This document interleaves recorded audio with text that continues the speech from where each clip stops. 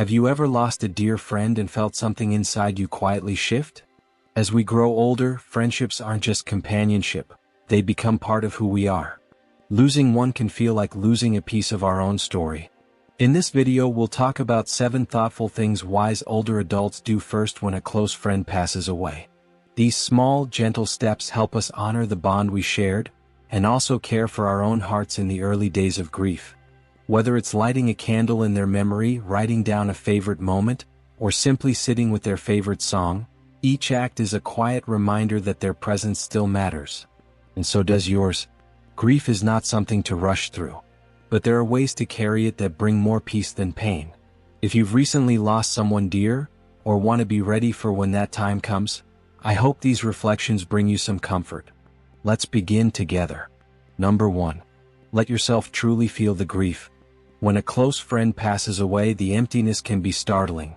Often, our first instinct is to stay busy, to hold ourselves together for the sake of others, or to tell ourselves that we have to be strong. But as we grow older, we begin to learn, sometimes gently, sometimes painfully, that true strength lies not in suppression but in softness. One of the wisest choices we can make is to give ourselves permission to feel the grief fully and without shame. Grief is not a flaw in our character. It is not something to be tidied up or hidden away. It is, in truth, a quiet and beautiful echo of the love we carried, and still carry, for someone who shaped our life. When we try to run past the pain, it doesn't go away.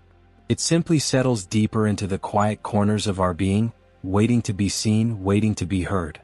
And over time, what we ignore may turn into something heavier: unspoken regret, fatigue of the spirit, or a sense of disconnection from our own heart.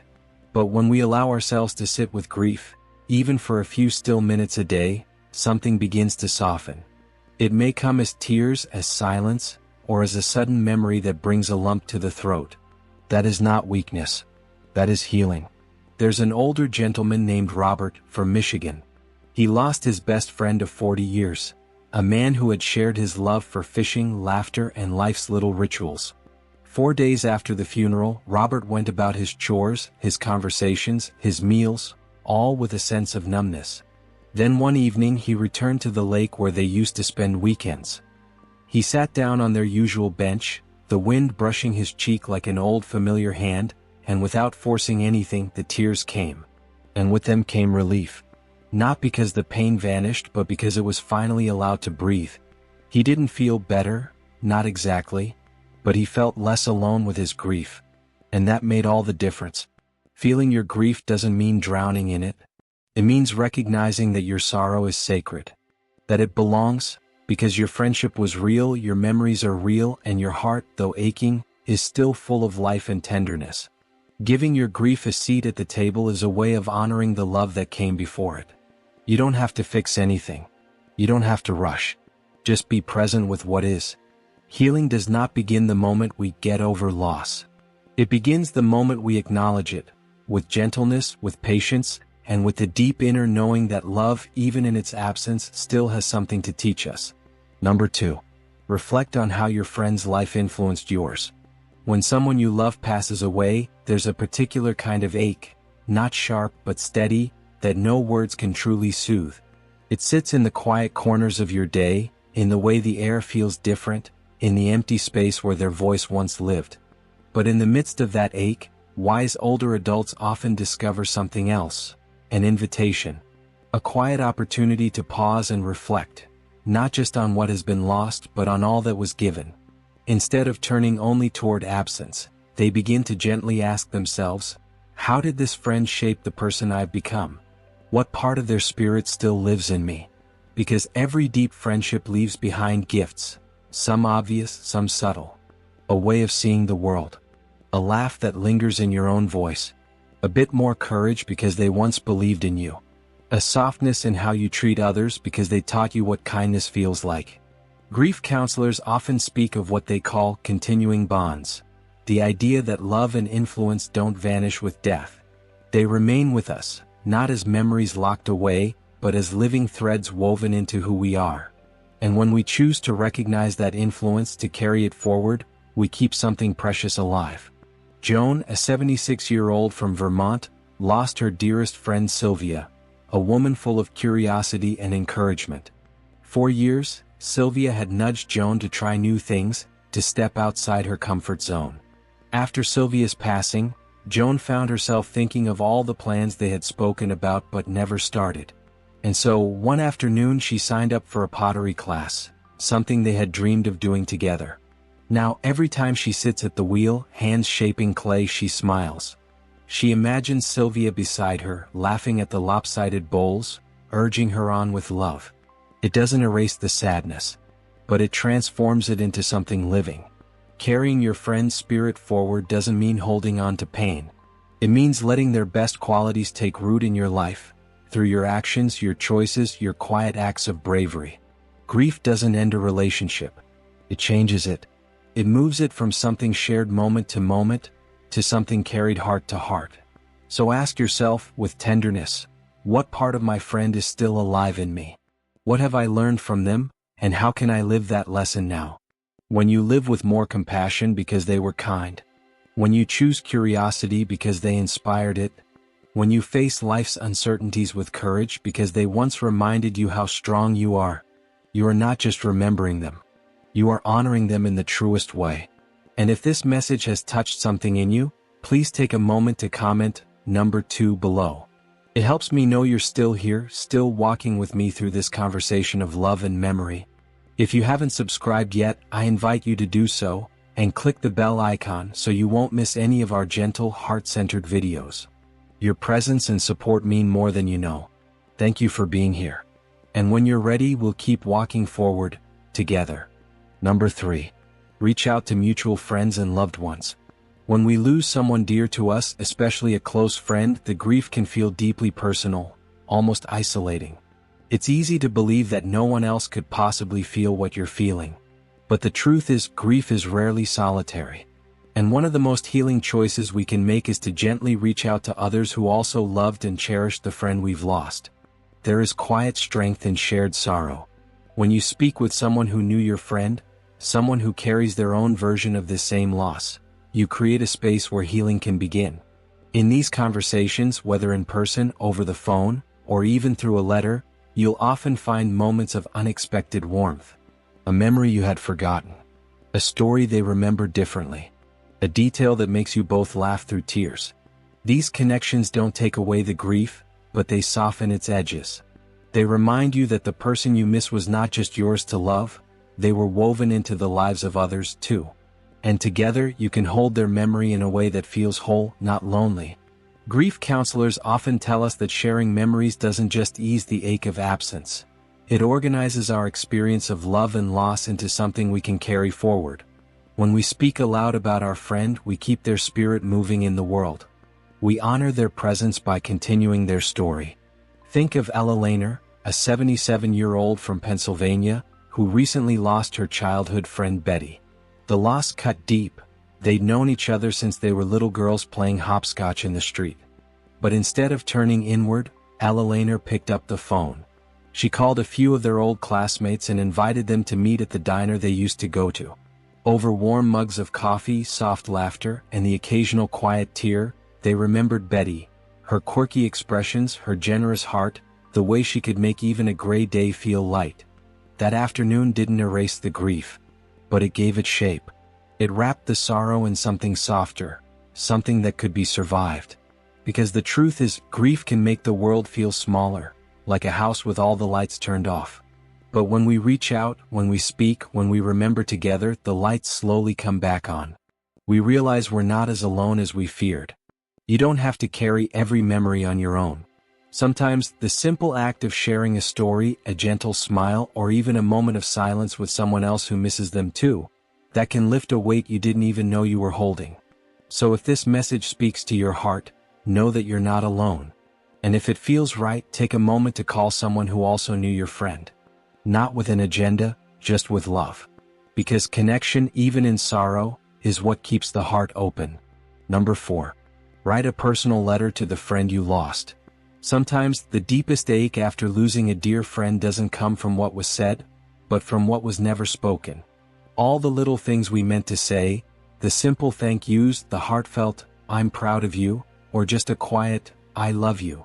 Life, routine, or hesitation can so easily push these words aside, leaving them suspended in our hearts when it's suddenly too late. That's why many wise older adults find solace in a beautiful, private ritual, writing a letter to their departed friend. Not just a mental note, but a real letter, ink on paper, as if they were still here sitting across from you waiting to hear every word. Grief specialists often recommend this practice because it gives us a safe and sacred space to say the things we're still holding inside. Whether it's love, gratitude, regret, or a memory that makes you chuckle, writing it down allows the emotion to take form. It turns what feels overwhelming into something you can see, touch, and keep. A page becomes a place to set down your sorrow, gently, honestly, and also your love. Harold, an 81-year-old from Oregon, lost his neighbor and closest fishing companion of nearly 30 years. After the funeral, the house felt quieter than he could bear. A few weeks later, he sat down at his old kitchen table and wrote his friend a letter. He told him about the garden, the weather, the catch of the day. He mentioned how the mornings just weren't the same without their usual banter. When he was done, he folded the letter and placed it inside their shared tackle box. And while the grief remained, something inside him softened. He didn't feel as alone. Writing a letter like this isn't about perfection. It's not about spelling, grammar, or trying to say it right. It's about truth.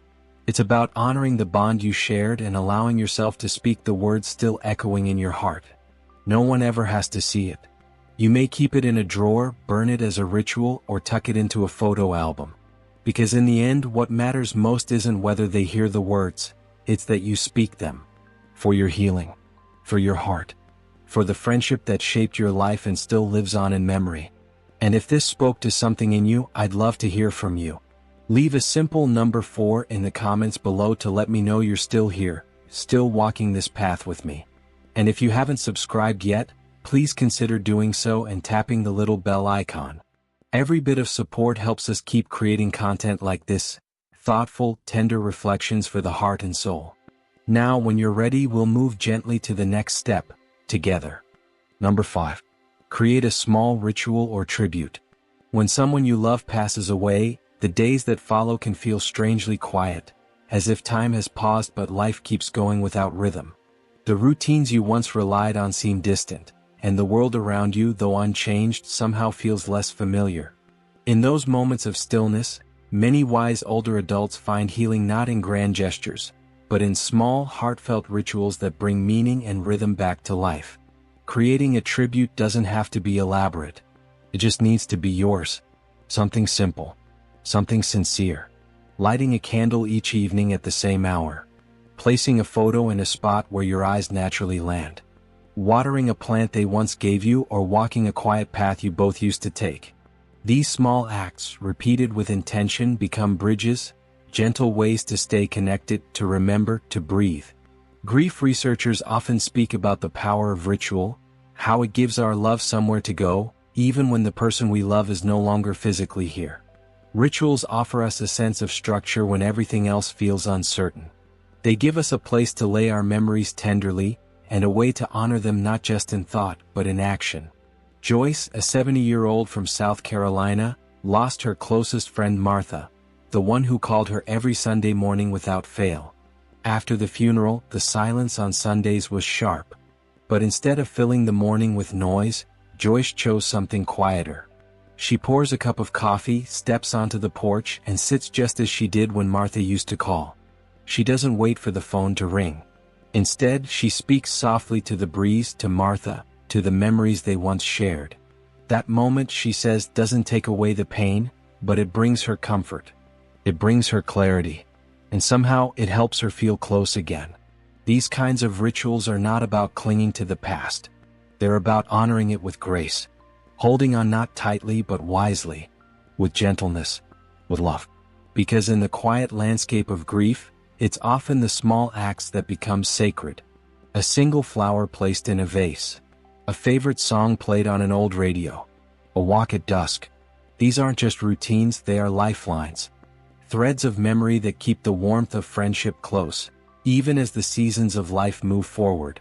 Number 6. Take care of your physical and emotional health. In the days following the loss of a close friend, it's easy, heartbreakingly easy, to forget about yourself.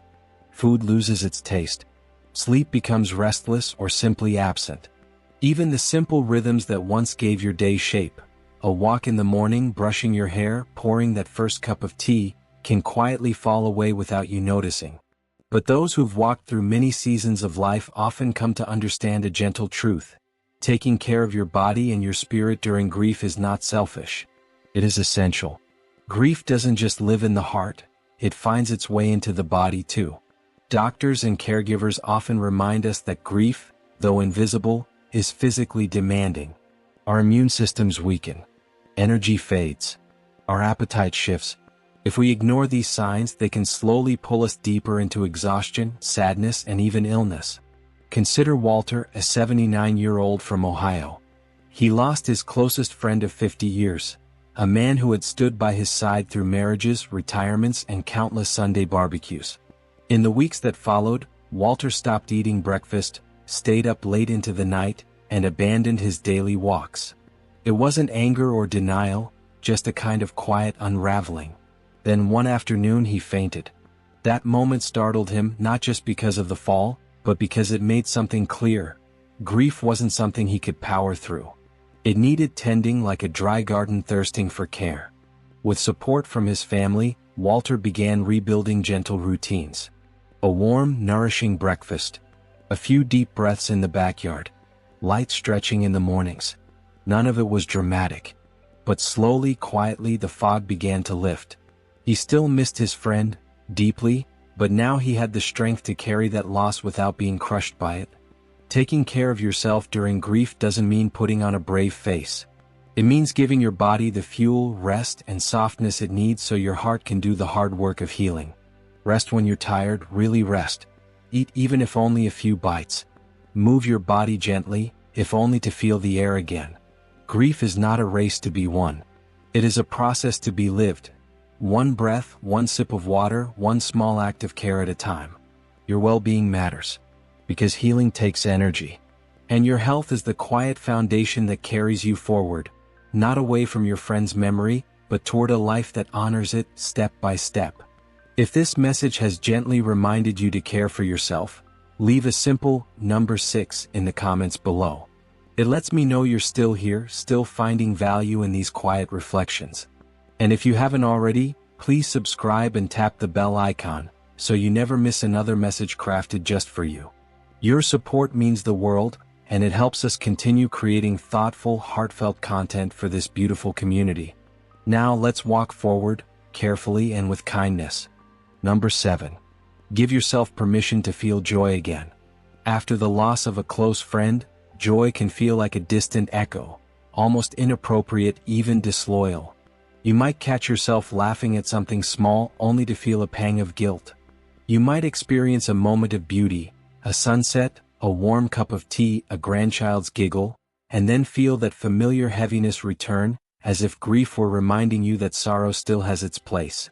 But wise older adults eventually come to understand something important. Grief and joy are not enemies. They live side by side. And allowing joy back into your life doesn't mean you've stopped grieving.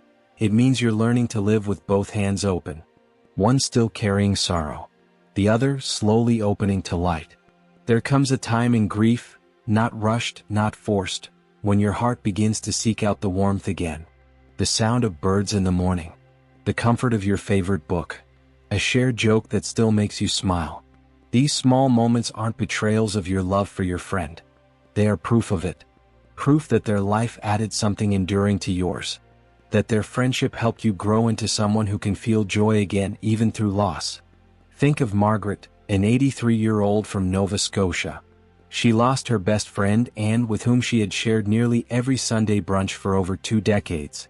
For months, Margaret stayed home on Sundays, the thought of eating alone too painful. But one spring morning she woke up, opened the curtains and decided to take herself out, not in spite of Anne but for her. She ordered their usual dish. She toasted quietly to their friendship. And when the sunlight hit her table just right, she smiled. It wasn't the same. But it was something. Something healing. Giving yourself permission to feel joy again is not about forgetting. It's about honoring your friend by choosing to keep living with the heart they helped shape. A heart still capable of feeling, of laughing, of loving even through the ache. So when the laughter comes, let it come. When beauty finds you, let it in. Let your healing include joy. Because your friend would want that for you. And because life, in all its fragility, still offers moments worth living for, especially now. Final thoughts. If you've made it this far, I want to thank you, truly, for walking this path with me. Grief is never easy, and losing a close friend leaves a space in the heart that no one else can fill. But I hope that through these gentle reflections, you found not only comfort, but companionship, a quiet reminder that you are not walking this road alone. You've taken time today to honor someone you love deeply, through memory, through care, through kindness toward your own healing. That in itself is an act of love. And while we never truly move on from someone who mattered to us, we can move forward, carrying their spirit, their lessons, and their laughter in the way we choose to live. May you continue to grieve with grace, and live with tenderness. And may the memory of your friend become a light, not just behind you but beside you always. If this video has touched your heart or helped you in any small way, I would love to hear from you. Please share a comment below, even just a simple, "I'm here," or the number of the reflection that spoke most to you. It helps me know these words are reaching kind souls like you. And if you haven't already, please subscribe and tap the bell icon so you'll be gently reminded whenever we release a new video. This channel is a quiet space for healing, hope, and connection, and we'd love for you to be a part of it. Thank you for being here. Until next time, take care of your heart, and hold your memories with love.